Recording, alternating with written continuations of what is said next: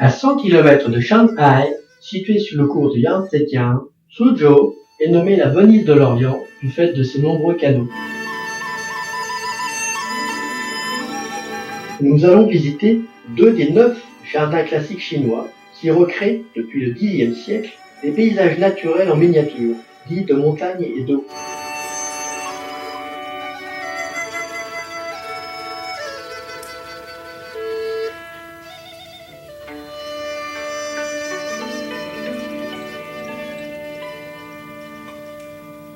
Aménagée au XIIe siècle puis restaurée au XVIIIe, ce fut la villa de M. Jiang, puis de M. He, qui en fit donc gouvernement.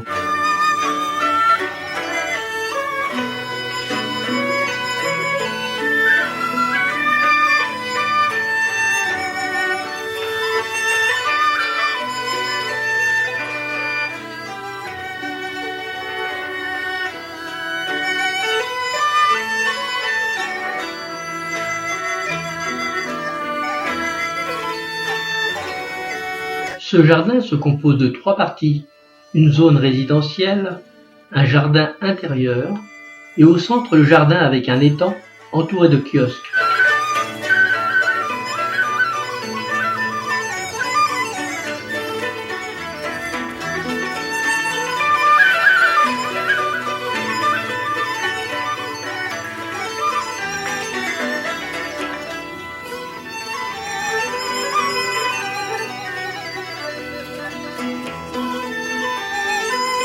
Ce jardin abrite des paysages d'une grande poésie, mélange d'eau et de terre, caractéristique du style de jardin Ming au sud du Yangtze.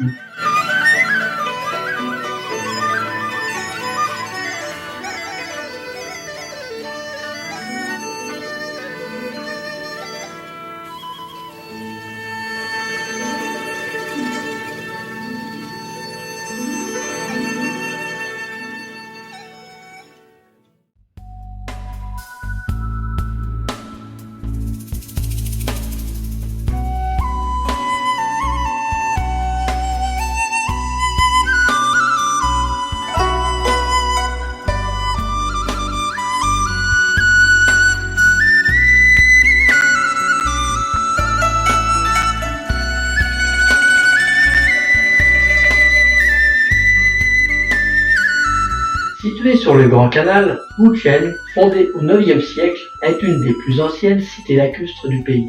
Elle est seulement peuplée de 12 000 résidents permanents, un hameau à l'échelle de la Chine.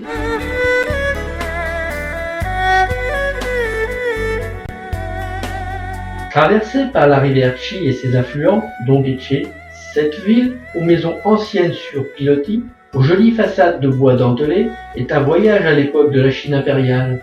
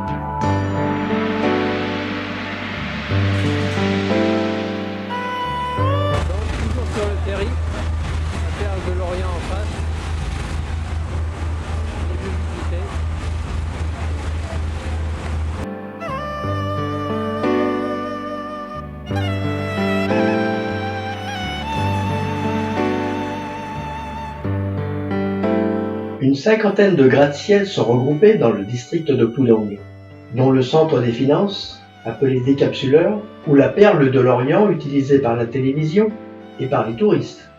Nouveau revers de la médaille, le sol s'enfonce de plusieurs centimètres par an.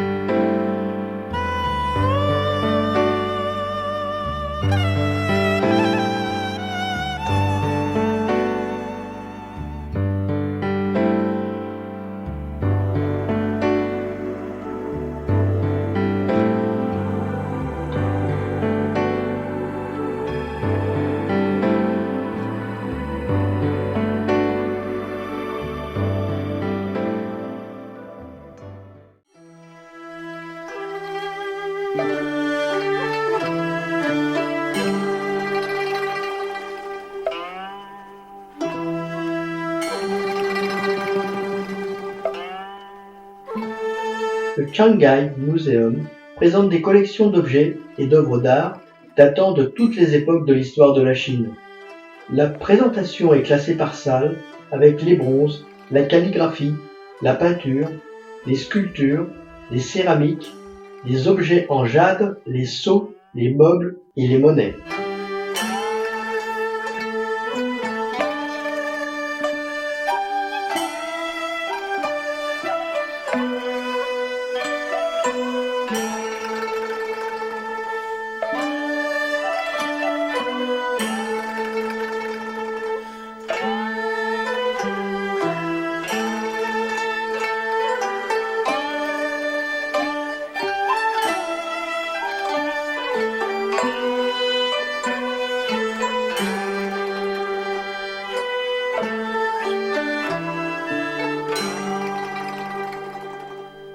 Shanghai, littéralement sur la mer, et de fait dans le delta du Yangtze, est aujourd'hui la 8e ville du monde avec ses 24 millions d'habitants.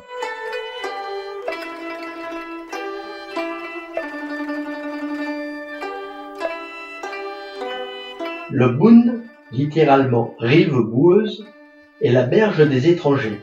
Il est jalonné de somptueux édifices de style européen des années 30. Il fait face au nouveau quartier financier de Luqiaqi du district de Pudong.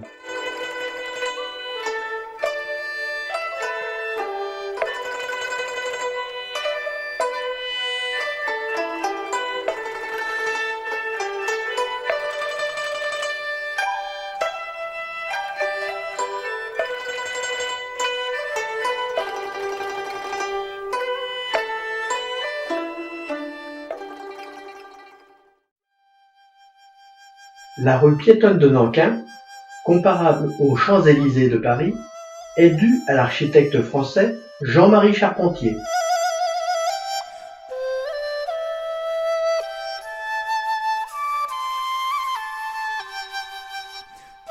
Centre touristique du vieux Shanghai, le quartier reconstruit, à l'identique du Yunnan, regorge de touristes chinois à la recherche d'un Shanghai typique, à éviter par les agoraphobes. La maison de thé, avec son pont tendu pour éviter les mauvais esprits.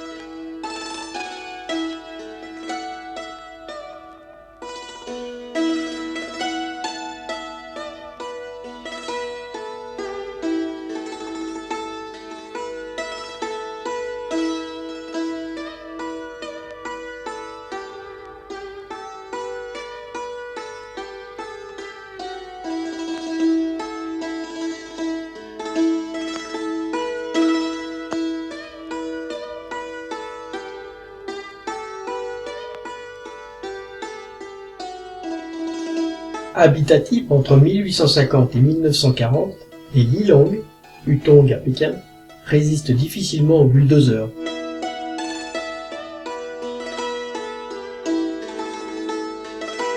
Shanghai ne cesse d'évoluer et d'accueillir des expatriés du monde entier. 2 aéroports internationaux, le plus grand port du monde, 2 grandes gares, 10 lignes de métro, les plus grandes aciéries et raffineries de la Chine. Avec le revers de la médaille, une pollution en constante aggravation. Symbole de Shanghai et centre de transmission télévisuelle, la tour de Perle orientale reçoit 3 millions de visiteurs par an.